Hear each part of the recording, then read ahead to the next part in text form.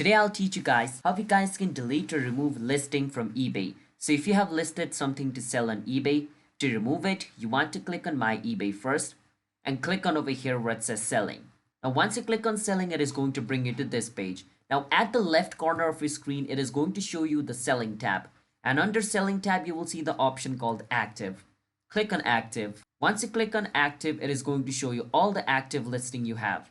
So I only have this listing active, so it is showing me this. I need to click on this arrow right beside the listing, and I need to click on the option called end listing. Once I click on it, it's going to ask me for the password of my account to verify the owner of the account ship.